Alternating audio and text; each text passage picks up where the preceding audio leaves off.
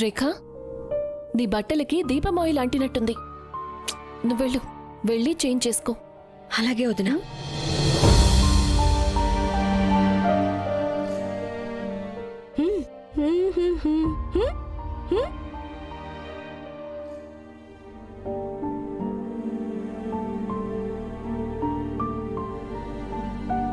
అక్క, నువ్వు నా కోసం అమ్మ గాజులు అమ్మేశావా? నీకు తెలుసు కదా, నాకు నీ సంతోషం కంటే ఏది ముఖ్యం కాదు అన్న విషయం. ధ్రువ్, నాన్న ధ్రువ్, ధ్రువ్, ధ్రువ్ తొందరగా రా నాన్న, నీకొకటి చూపించాలి. అమ్మా. ఇదేంటి, నువ్వు ఇంకా తయారవ్వలేదు? ధ్రువ్, నేను రాఘవ్ వాళ్ళ అత్తయ్య గారికి చెప్పేశాను నువ్వు ఉన్నతిని తీసుకుని పుట్టింట్లో అడుగుపెట్టే కార్యక్రమం కోసం వస్తున్నావని. పైగా వచ్చేటప్పుడు నువ్వు రేఖను తీసుకొస్తావన్నాను. కానీ నువ్వు ఇంకా తయారవ్వలేదేంటి నాన్నా? రెడీ అవుతానమ్మా. నేను జస్ట్ ఉన్నతి బాత్రూమ్ నుంచి బయటికి ఎప్పుడు వస్తుందని వెయిట్ చేస్తున్నాను. ధ్రువ్, ఇలారా. ఏమైందిరా? నువ్వెందుకు ఏదో టెన్షన్లో ఉన్నట్టున్నావు? నేను బానే ఉన్నానమ్మా. నువ్వు నిన్న రేఖని కలిసావు కదా, తనేమైనా చెప్పిందా? తను ఏసీ కోసం డబ్బులు ఎలా ఏర్పాటు చేసింది? నువ్వు నాకు అది కూడా చెప్పలేదు.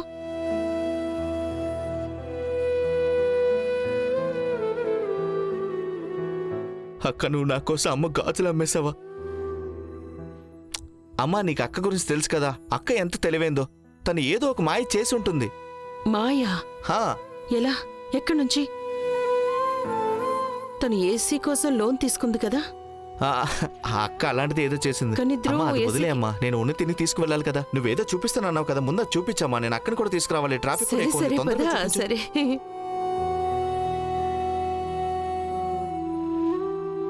వావ్!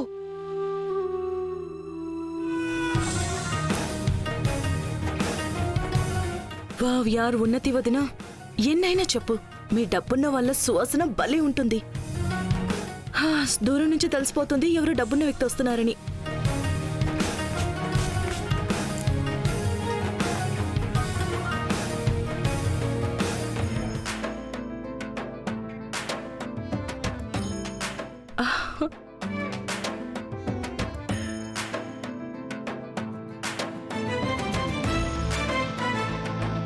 వావ్, డ్రెస్ ఎంత బాగుందో.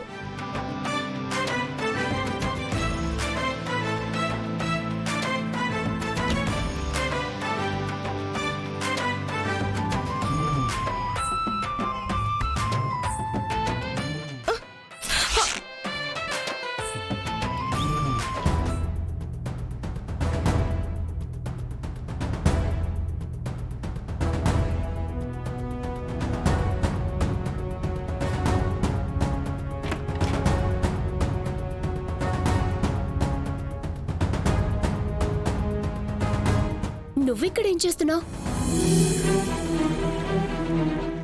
అది అది వదినా, వదినా, నీ బట్టల చాయిస్ చాలా బాగుంది తెలుసా. ఎప్పుడు ఎక్కడ ఏం వేసుకోవాలో నీకు అన్ని బాగా తెలుసు. నాకు నీ దగ్గర అన్ని నేర్చుకోవాలని ఉంది. నువ్వు నాకు నేర్పిస్తావు కదా. అండ్ పర్ఫ్యూమ్ స్మెల్ కూడా. షవర్ లో నీళ్ళ స్పీడ్ అయినా తక్కువ అవుతుందేమో కానీ నువ్వు మాట్లాడే స్పీడ్ అసలు తగ్గదేంటి? అది నేను జస్ట్ నేను రెడీ అవ్వాలి, ప్లీజ్ గో. ధ్రువ్ వాళ్ళ ఫ్యామిలీ ఎంత వియడో. ఒక్క నిమిషం ఉండు, వచ్చేసాం. ఇప్పుడు నువ్వు కళ్ళు తెరు.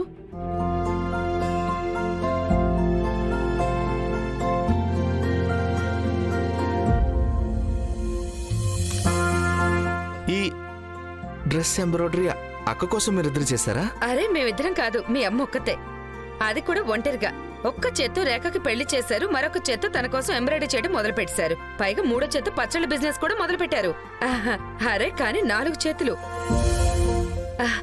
ఒక నిమిషం అక్క, మీకు ఎన్ని చేతులున్నాయి?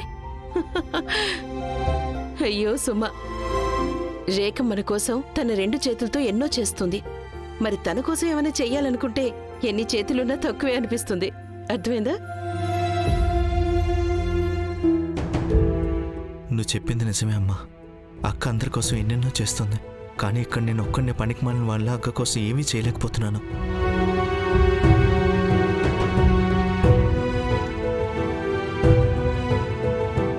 ఇలా చూసావు సుమా, వీడు మళ్ళీ ఏదో ఊహల్లో తేలిపోతున్నాడు. ధ్రువ్, ఏం ఆలోచిస్తున్నావు నాన్న? అయ్యో అమ్మా, అదేం లేదు. అరే వీడికి రాజకుమార్ లాంటి భార్య ఉంది, తన ఊహల్లోనే తెలిపోతున్నాడేమో, ఆలోచిస్తున్నాడేమో ఇప్పుడు మళ్ళీ తను ఏం కొత్త నాటకాలు ఆడుతుందా అని. ఆహా, నకరాలాడి భార్యని తెచ్చుకుంటే మరి నకరాలు భరించి తీరాలి కదా. ధ్రువ్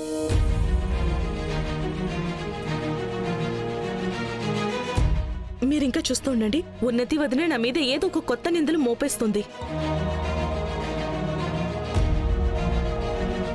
ఏంటి నన్నెందుకలా చూస్తున్నారు? నేనేమీ చేయలేదు. ధ్రువ్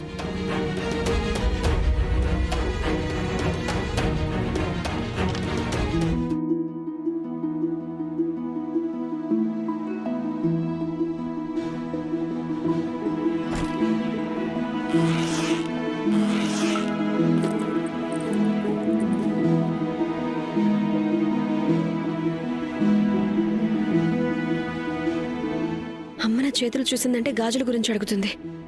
నేను ఏదైనా ఫుల్ స్లీవ్స్ వేసుకుంటాను. ఆ. ఇది బాగుంది. ఆగో, ఇప్పుడు వాష్రూమ్కి వెళ్ళే వంతు నాది. ఒక్క నిమిషం, నేను జస్ట్ బట్టలు మార్చుకోవాలి. ఇప్పుడే కదా చేంజ్ చేసుకున్నావు. ఇప్పుడు వేరేది వేసుకోవాలి. వేసుకో, ముందు 2 వాష్రూమ్ యూజ్ చేసుకోవాలి. అది ఇప్పుడు మీరు కాసేపు ఆగితే ఆకాశం ఏమైనా కింద పడిపోతుంది ఏంటి? నువ్వు కొంచెం సేపు ఆగితే భూమి ఏమన్నా బద్దలైపోతుందా? ఇందులో పెద్ద విషయం ఏముంది? నేను ఆగమని చెప్తున్నానంతే, తలదించుకోమని కాదు. నువ్వు కూడా ఆగితే ఏం తక్కువ అయిపోదు. సరే అయితే మీరు వాష్రూమ్ యూజ్ చేసుకోండి, నేను బయట చేంజ్ చేసుకుంటాను. ఏంటి విషయం?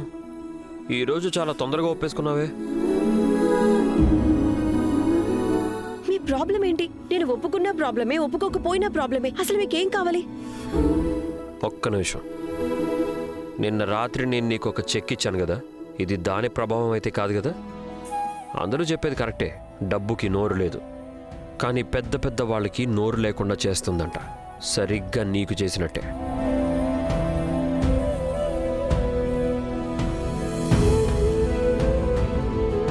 మీకు అసలు ఏం కావాలి? ఏం లేదులే. పెద్ద పొగరుపోతు. నువ్వేదో అన్నట్టున్నావు. ఆ, ఏంటి?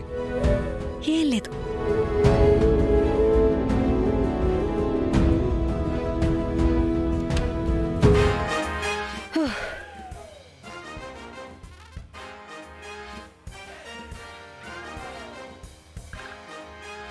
కూల్ రేఖ, కూల్.